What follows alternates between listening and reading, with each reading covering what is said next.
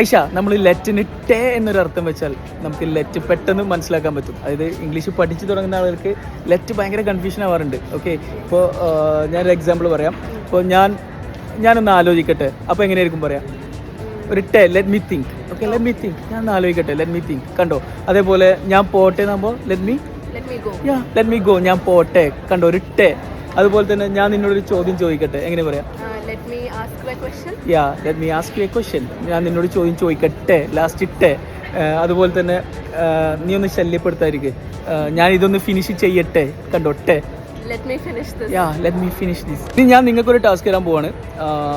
ഞാൻ അവനോടൊന്ന് ഡിസ്കസ് ചെയ്യട്ടെ, അതിൽ ടേ ഉണ്ട്. ഞാൻ അവനോടൊന്ന് ഡിസ്കസ് ചെയ്യട്ടെ എന്ന് എങ്ങനെ ഇംഗ്ലീഷിൽ പറയാമെന്ന് ഇവിടെ നിന്ന് കോമൻറ്റ് ചെയ്യാം. അപ്പോൾ ഇതുപോലെ ഒരുപാട് രസകരമായ ടെക്നിക്കിലൂടെ നിങ്ങൾക്ക് ഇംഗ്ലീഷ് പഠിക്കാൻ പറ്റും. ഇംഗ്ലീഷ് പഠിച്ചു തുടങ്ങുന്നവർക്ക് വേണ്ടിയിട്ടുള്ള ബേസിക് ലെവൽ കോഴ്സുകൾ ഉടനെ സ്റ്റാർട്ട് ചെയ്യുന്നുണ്ട്. മുകളിൽ പോവുക, ബയോയിൽ വാട്സാപ്പ് ലിങ്ക് ഉണ്ട്. വളരെ ചെറിയ ഫീ ആണ്. ഉടനെ അഡ്മിഷൻ എടുക്കാം. താങ്ക്